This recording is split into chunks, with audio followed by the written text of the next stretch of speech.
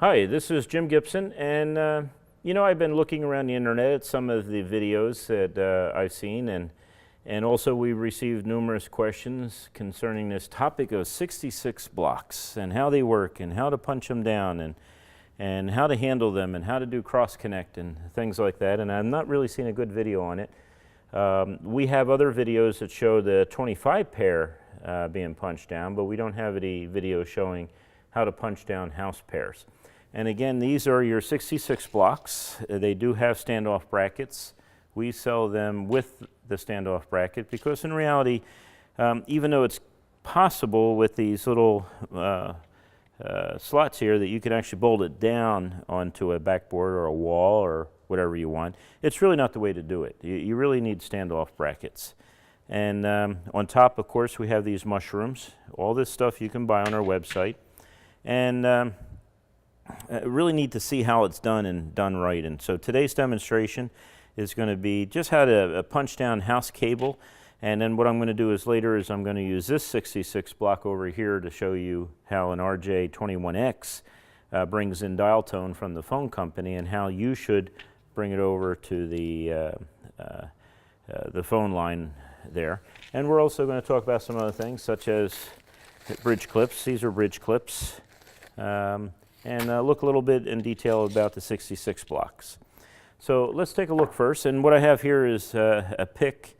This pick is used for when you're pulling cable up in between there. You really have a hard time getting the cable if it's punched down wrong. So you need this little pick, and I've had this for years, and this is great. One end is metal. Of course, you don't want to use that if you have you have any electricity going through the cable. You don't want to use that. This end, of course, is plastic, so it's completely safe to use even on a live circuit. And you really need this. And again, all these things I'm going to show you today we sell on our website. But if you notice, I'm going to take my pick here. If you notice, the 66 block, it's called a split 66 block.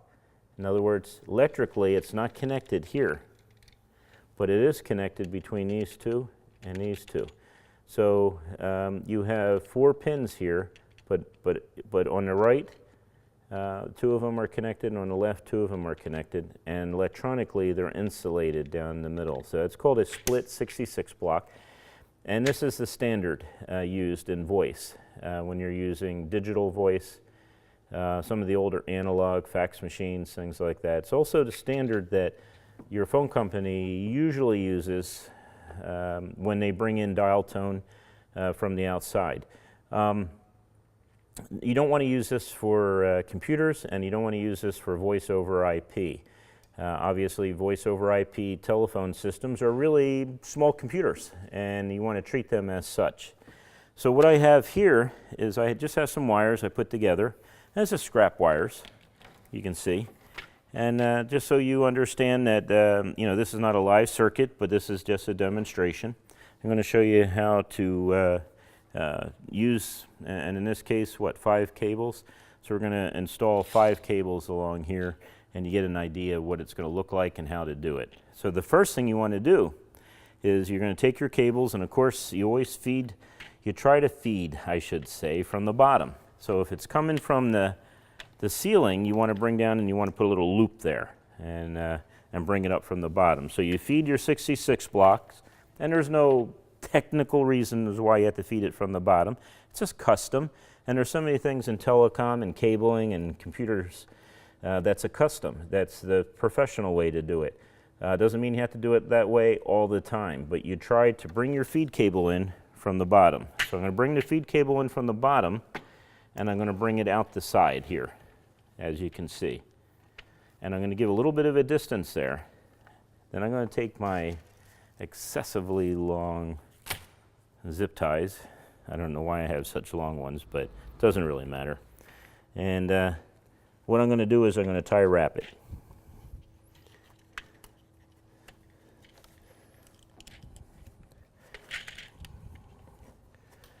So I want to tie wrap this really tight. Now remember, you're doing computer cable, and you don't tie wrap the cable excessively tight, because you don't want to pinch the cable and squeeze it so tight that it loses its characteristics of separation between the conductors, and therefore loses its ability to transmit data the distance that it needs to be. But at any rate, if you could see this, so what I'm going to do is tighten down that tie wrap as tight as I can possibly get it. You're not going to damage the cable if it's for voice. There's a couple things with voice that's different than data, and this is one of them. Tighten the cable down significantly so it's not going to move. See, it's nice and solid there. And then of course you just cut off your excess on this, and just regular wire cutters, you get them anywhere. It's kind of interesting here, I'll be talking as I do some of these things, that the old linemen, and a lot of people still use it today, but they use the scissors. I've had these scissors probably for about 20 years, and you don't hold them like this. You don't hold them like that. By the way, we sell these also on our website, you know, like you're cutting paper or something like that. You don't do that.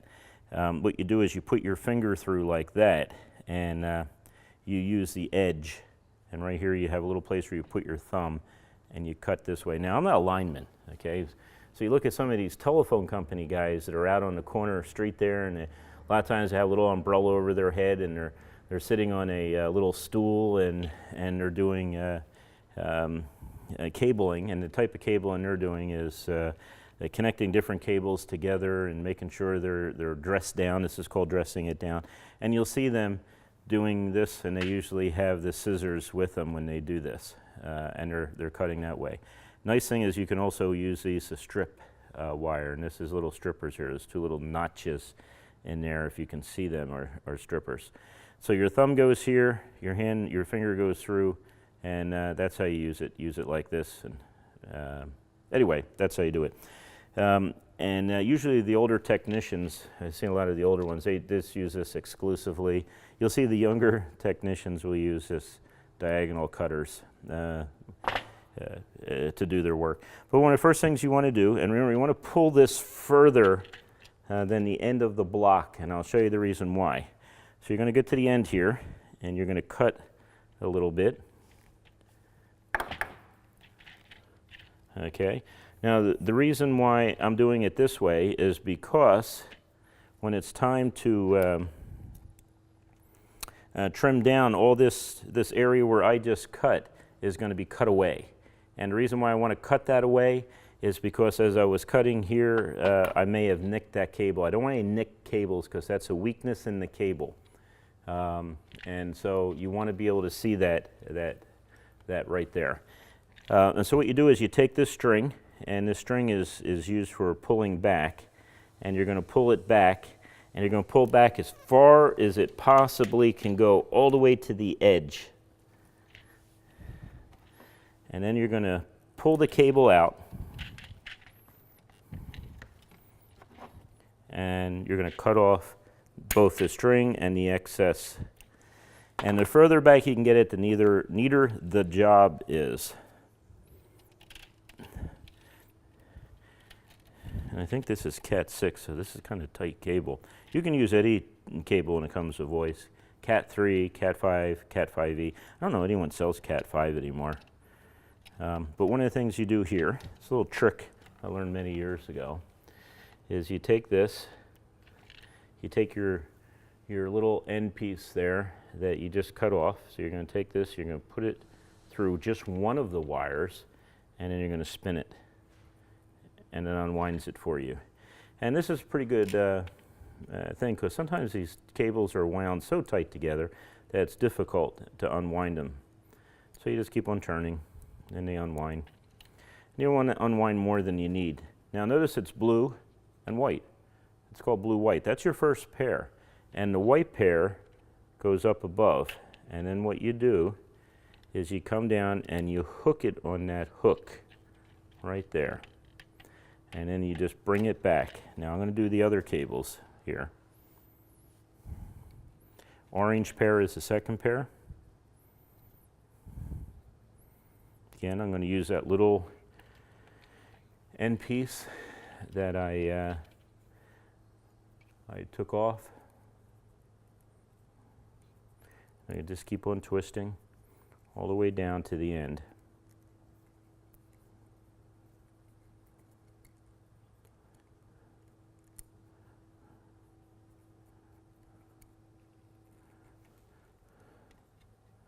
Notice that? That's good. I'm glad that did that.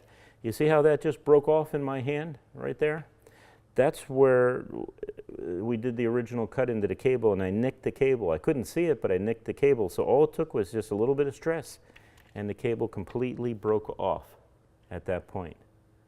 So that's why I say that you always have to cut above. When you cut the insulation, you always have to be above the service area when you cut that. And then you strip back, and then you're going to cut off the excess. So you know you have cable that has not been nicked. So again, the white goes on top. I'm going to go down to the next two.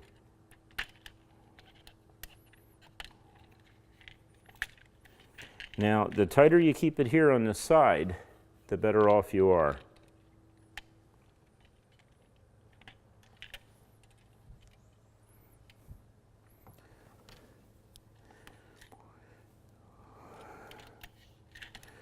Next pair is the orange pair.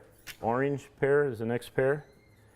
And we're going to... Oh, I thought you said come here. I'm sorry. Okay, the next pair is your...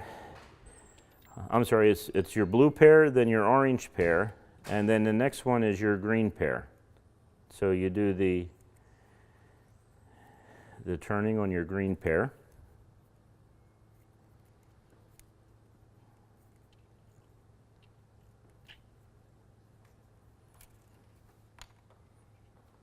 And again, the white first, the white insulator first, and then you hook it onto the next two.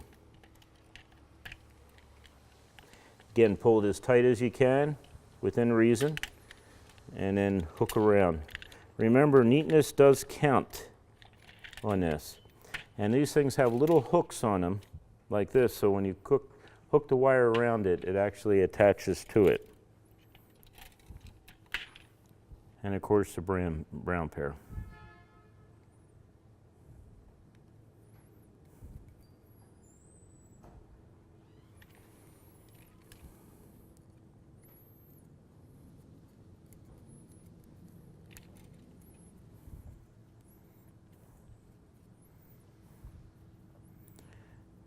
Probably need to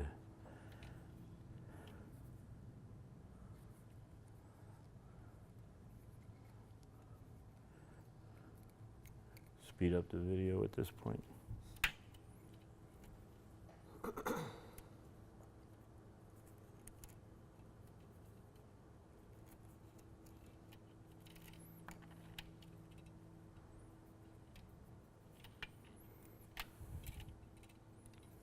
So as you can see, I want to get that as far down as I possibly could on there to make it neat.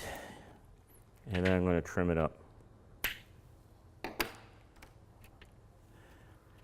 can use the same color code: blue, orange, green, brown, white first.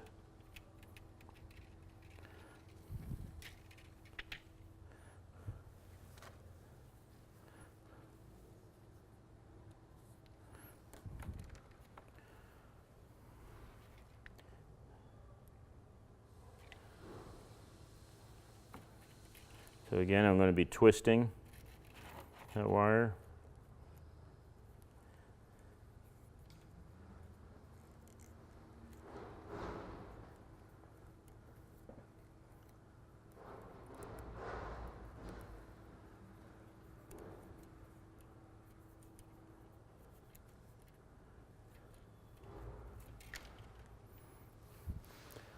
White on top.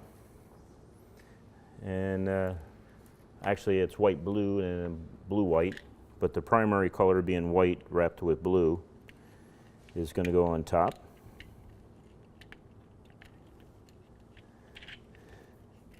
And then come on around.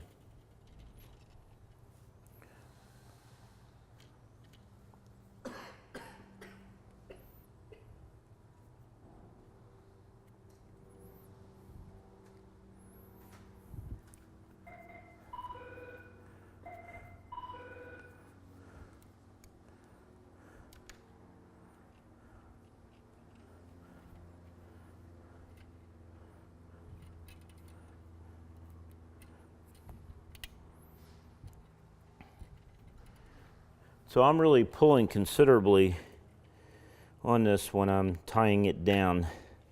So as you can see, you see that wire right there? It's sticking out just a little bit. You're going to see it tighten up. So I'm pulling on this it's considerable amount of force, and then I'm hooking it on the hooks and pulling it back out.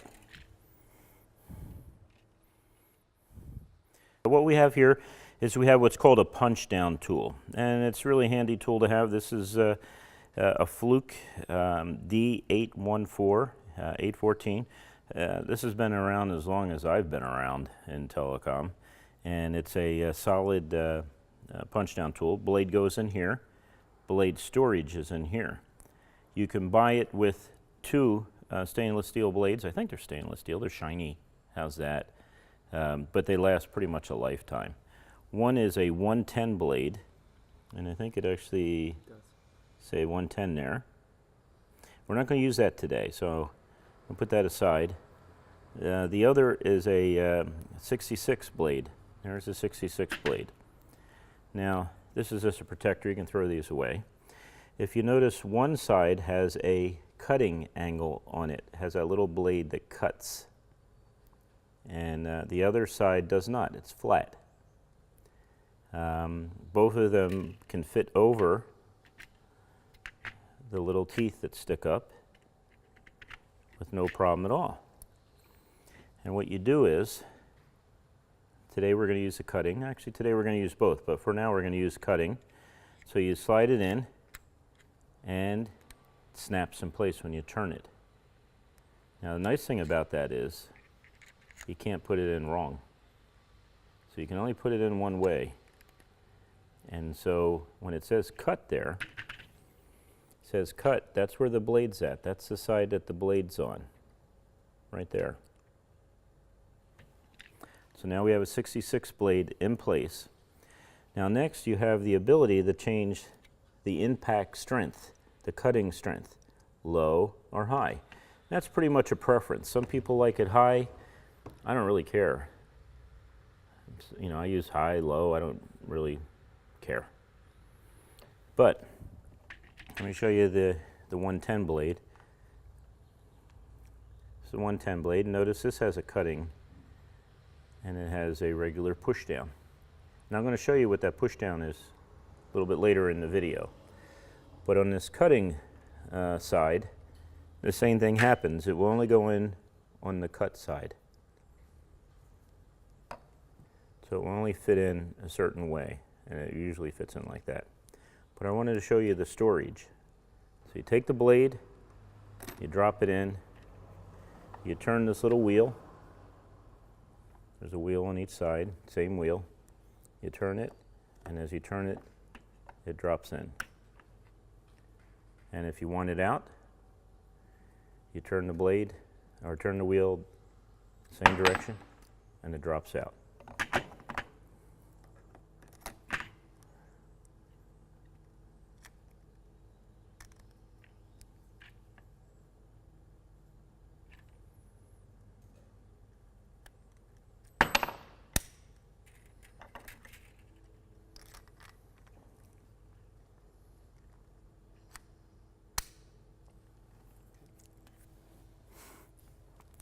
Now next, we're going to punch down these cables. I'm going to do all 5. I'm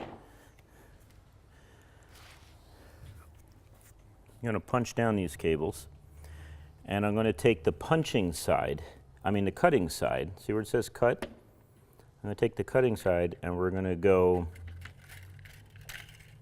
down like this, okay? So we always go over the top, and then we cut at the bottom. So I'm going to cut. I'm going to go to the next one. And you see how it got caught on that one lip? That's no big deal. You can actually just pull it. But also, that's what these picks are for. Actually, you could, at this point, it's so easy, you could pull it. But you just pull it up, and it's out. And that's your punch down there. So now I'm going to go on. And I'm pulling back a little bit. But as you can see, as you cut down, it pushes it, and then it snaps. And that snapping sound, as you're pushing it in to that little blade in there, it has that little split in there, so that little split like this, it splits apart, pushes the wire down between it.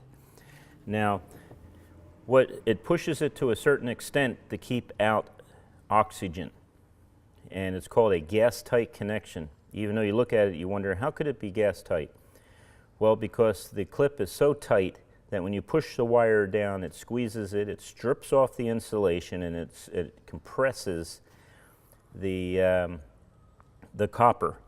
And the reason why you want a gas-tight connection in this case is because you don't want any tarnishing on the cable, because if it tarnishes between the two connections, it will produce a resistance, and in some cases, especially if you're dealing with an analog signal, you'll get a bunch of popping and whistling and stuff like that on moist days.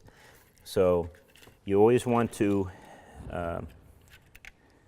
get that gas-tight connection, and that's what a 66 block does for you. So I'm going to finish this punch down, and again, my cut is downward, okay?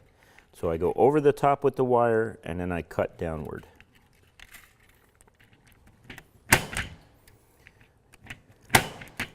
Sometimes like this, you hit it twice.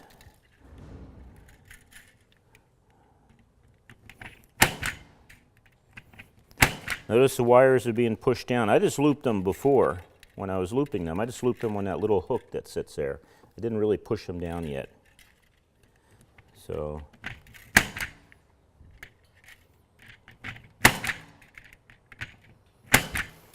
some people grab a bunch of them at the same time. The only reason I pushed them through this was just to hold them in place. So some people grab a couple of them like this and they pull on them. You don't have to pull tight, but you know, a couple of pounds worth of pressure. And then as they pull them, it comes out. The excess keeps it nice and tight. Oh, I'm glad this happened, so I can show you something here. Now, I double punched. I wasn't paying attention because I was watching the video, so I double punched. And so I got a problem here. This is rare. It really is rare. But you want to make sure you don't do that. So what I have here is I'm going to use my pick. So I'm going to make sure it's cut. And right here, I'm going to take my pick. So I'm going to get underneath and I'm going to pull that wire out.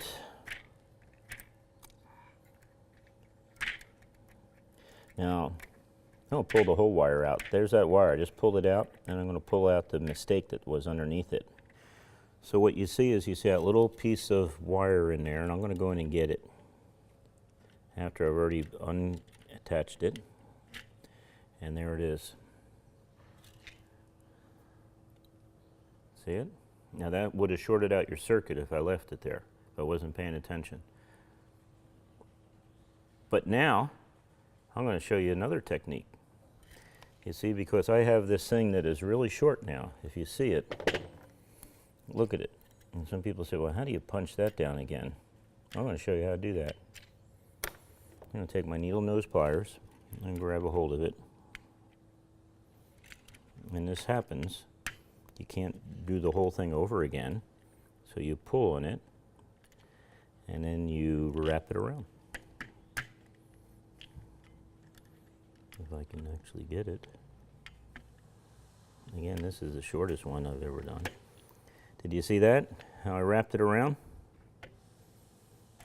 Using the pliers. Take my cut, punch down, make sure I got my cut facing downward. And I'm going to go right over top of that. And I'm going to push it down. And that's how you repair. So once in a while you, oh gosh, I've done that a handful of times in my life. Punch down the wrong cable on the wrong switch. And so what you do then at that point is, you know, you gotta use your pick, and you gotta get a nice needle nose and pick it out and then pull it like I just did and wrap it around. It's rare. Maybe it happens more than I think, but it does happen. And these things, I'm going super slow. By now I could have done like 50 of these.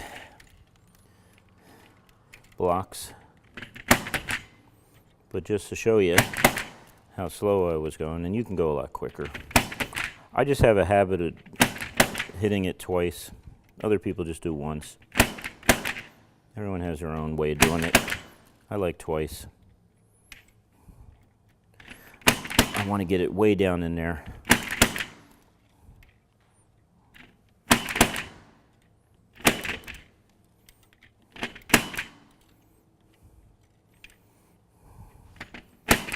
After a while, you can develop your own style as long as it works. Pragmatism rules in this case.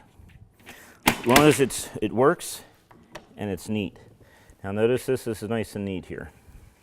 You don't want it sticking out. You don't want the wires, you know, something can get caught onto it. That's sloppy.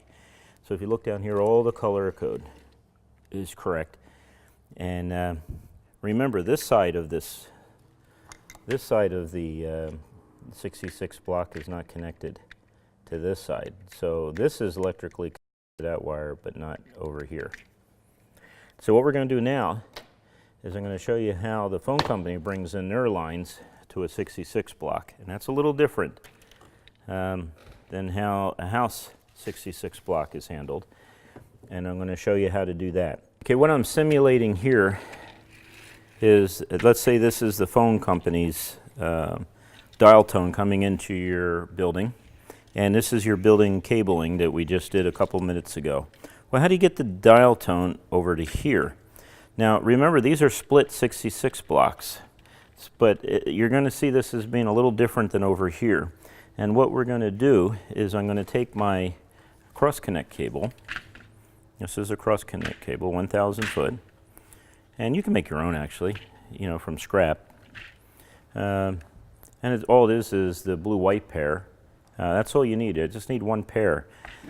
Years ago, it used to be that you needed more than one pair on system telephones. Sometimes you needed up to 3 or 4 pairs. One would be the data, the other would be the voice, the other would be the power and things like that. But today, digital phones, and again, we're talking about digital phones or analog systems like fax machines, modems, if anyone really using modems anymore, or any of those other things.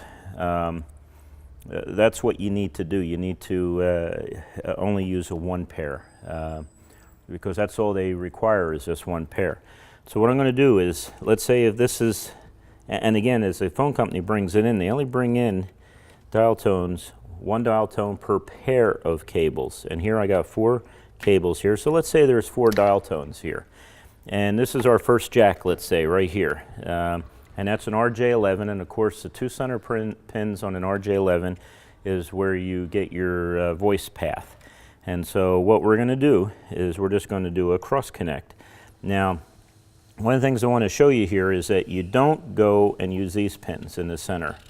And of course the question would be, if you've been following the video, you know that these pins are not connected to these pins over here. Now the dial tone's coming in over here, but it needs to go out over here. And I'm going to show you how that works. So first let's hook up to the first jack. And so I'm going to put this in here to the first jack, and I'm going to punch it down. And you know, once in a while when you're dealing with dial tone, you get a little spark. Don't worry about it. Now ring tone, when it sends ring signal down, you're going to get a little shock. It's nothing permanent and it won't kill you. But what you want to do here is you want to take this over top here, and you want to put a little loop here. See this little loop here? You want that nice neat loop there. And then what you're going to do is, once you break it out, you're going to go to the far right pin and you're going to punch it down. So I'm going to have a little loop on each side, and I'm going to show you in a second what that loop's for. So I'm going to punch this down now.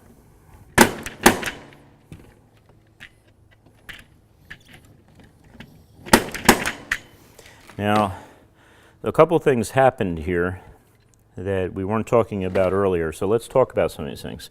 First of all, you have your mushrooms. A mushroom is part of your cable management system, and you got to have them in reality. They're not that expensive. They screw right in. They work great, and they keep your cables organized.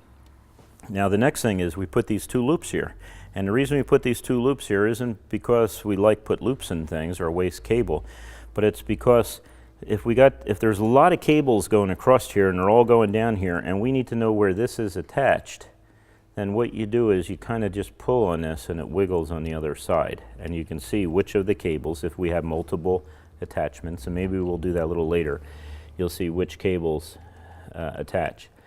Now, I'm going to use what's called bridge clips. I'm going to bridge over from here to here. And I'm going to show you the reason why you want to bridge over. So I'm going to take two bridge clips, and we do sell these on the website. Everything you see here we sell on the website. So I don't want to keep on repeating myself. And these are bridge clips. And this is what they look like. It's little pieces of metal, some sort of stainless steel. They don't rust, I know that.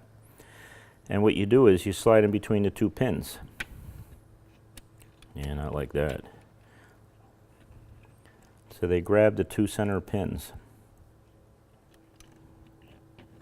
And now you have connected the first line coming in from the phone company. You've connected to this wire here that's attached to a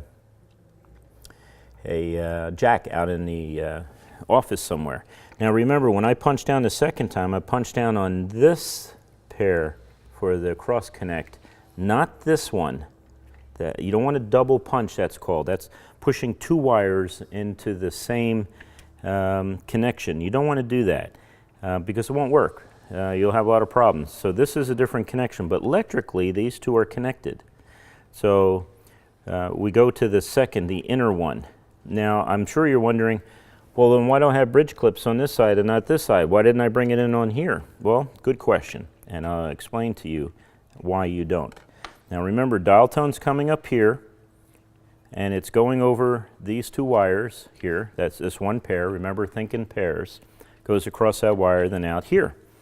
And then everything's working great. Then one day you lift up your telephone and you don't hear the dial tone, and you can't dial out, and you don't know what's going on. Or maybe you have a tremendous amount of static on that dial, that path, and you're wondering what's going on. And of course, what you do is now you take your what's called a butt set. Some people call, I think it's called butt set because it butts in, but sometimes technicians hang it on their belt and it bounces off their butt. And maybe that's why it's called a butt set. And what you have here is you have your little connections. And if you look at these connections, how they have an opening, they're perfectly matched so you can go right onto a 66 block and grab it. But that's not going to help you because the only thing you're going to hear then is the same static you heard on your phone. And you got to figure out, is it in-house you're having problems, or are you having problems with the phone company? So you take your pick, take your nice little pick, and you pull out the bridge clips. You pull these bridge clips out. And that's why they have those little holes there. So you can get the pick in there and pull them out. Now you can pull them out other ways. You can use needle nose, that'll work. Now you're separated from the phone company. Remember, this is the phone company RJ21X it's called, and it usually has a red cover to it. And if you open the red cover on the right, it will tell you the phone numbers. So what you do now is you go to the phone company side and you connect your bridge clips like this. Then once you attach I'm sorry, not your bridge clips, your alligator clips, attach them there. Now you are directly connected to the phone company, and at the same time you are not connected to anything within the building except the cable that's going to the phone company. So you take your butt set, you make your dial, you listen to see if there's static. If there's no static, then what you do is you most likely have a problem on your side. Once you discover where the problem is, then you put back your jumpers, your bridge clips. So that means now that electrically the line's coming in from the phone company, it's going over to here, it's crossing over the bridge clips, it's going from one end or into this wire, going across, it's called cross connect, so it's going across the cross connect. So it's coming from here, right here, and it's going across the cross connect, going into the first jack. And that's basically a good background of 66 blocks and how they work and what they're used for. Again, they do not work, they claim they work for computers. I would never use them on a data side. They are a voice side only, unless you're bringing in a data circuit like a T1, a PRI, a BRI. All those circuits are digital. That's the only time I would bring digital across the 66 block. In fact, you got to bring them in on the 66 block. But I would not hook up individual voice over IP phones or computer systems across the 66 block. They're not designed for that. That's patch panels. That's 110 punch down. That's a little different. That's why on your punch down tool you should have both blades, and you should have a professional punch down tool. These things will last you your whole career. They're so sturdy. And of course they have that little string, that little spring in there, which generates the cut. So this is how you do this. This is pretty normal. If you had cross connect going this way, you'd go around here, around that way, if you had other 66 blocks that you had a cross connect to. Let me show you one other thing. Once in a while someone says, they call up and they say, you know, I have just a single line telephone. That means, you know, it's an analog phone. And, but we have 3 or 4 of them in the office. And what we want to do is we want to connect multiple phones together using the same line. It's not a phone system now. They're single line phones. And they want to connect multiple phones. So it's sort of like at your house. When you pick up a phone in the bedroom and it's for your son who's sitting downstairs on video games, you yell down and you say, pick up that phone, son, it's for you. As soon as he picks it up, you hang up. Well, how does that work with a 66 block? Let me show you how that works. First, let's take off this old cross connect. And you see how I'm doing it? I'm taking it out of the slots and I'm pulling it straight out. It won't come out this way. So if you're pulling this way, you got to, I don't know, I guess eventually you can rip the cable out. But the way you get it out is you lift it up and then pull up. So now I'm going to connect it for multiple phones using the same phone line. So I'm going to bring it in like I would normally do, hook up that dial tone, right? I'm going to go over the top and down, get myself a little more space there, over the top and down, keep the pressure on it, then I'm going to punch down. And now I'm connected to line 1.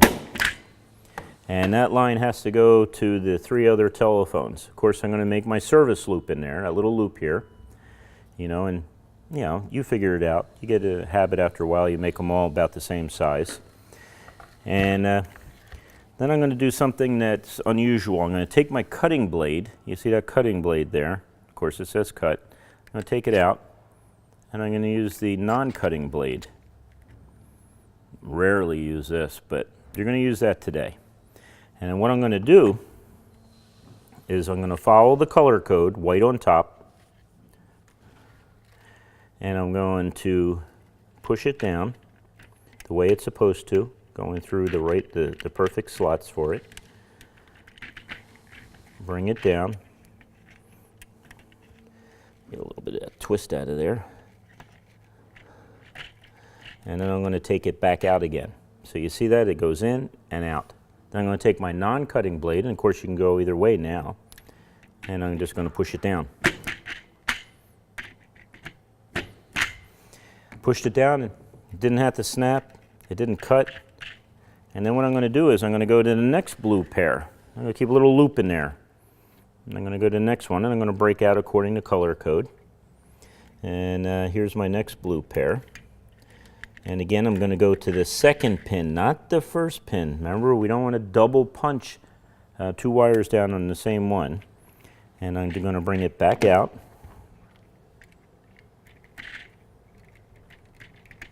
Back out again, right?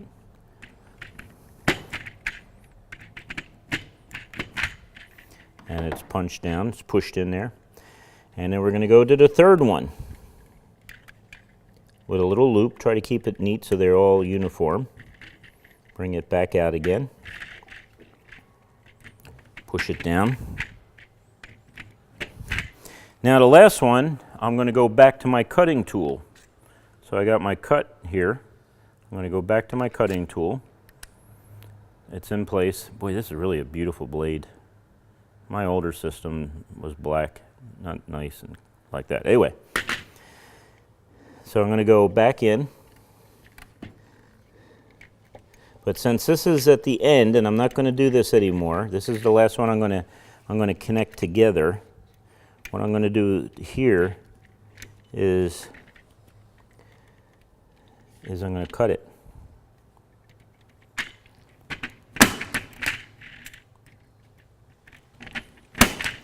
I didn't make that uniform.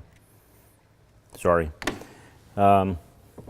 But that's how you do it. So it goes from the dial tone side of the phone system, from the phone company. It's going to go out here. It's going to go to the first jack, to the second jack, to the third jack, to the fourth jack. It ends, I cut off the excess. And that's called daisy chaining. And that's what you do when you have an analog line that needs to ring more than one phone. Don't do this with fax lines, because if you hook up multiple fax lines, you'll have some issues with who's answering and who's not, type of thing. And of course, you can't dial out while someone else is on the line. So that's how you do the multiple phones. Now there is a thing called ringer equivalency, and usually it's on the bottom of a phone. And that means that you can only hook up so many phones this way. Keep on hooking them up, and pretty soon you get to a point where if you hook up too many phones, the phone company can't send you enough current to ring each of the phones, or all the phones, and it just won't ring anything. In fact, the phone company will think you have a dead short on the line, and you think you have a problem. You can legally do this, where you can hook up multiple phones to one phone line. It's not a problem. It does work. Done it for years. Nothing wrong with it. Technically, there's nothing wrong with it, except when you hit that limit. When you hit that limit, you got too many phones on one line, they will not ring. So if you got to look at the manufacturer's label at the bottom of the phone, and it will tell you what's called a ringer equivalency. Call the phone company. Sometimes when you're further from the phone company, you get less current. When you're closer, you get more. But you got to find out, check with the phone company, or try it. Try 4 phones, see if it works. 4 shouldn't be a problem in most cases. Start to get up to 6, 7, 8, and you're going to have problems. But this is how it's done. Again, just to go through it, your feed cable goes at the bottom. Your cross connect goes over top. Cross connect is always a single pair. You can buy a cross connect reel. This is the reel, 1,000 foot of cable. If you're a professional, you need something like this.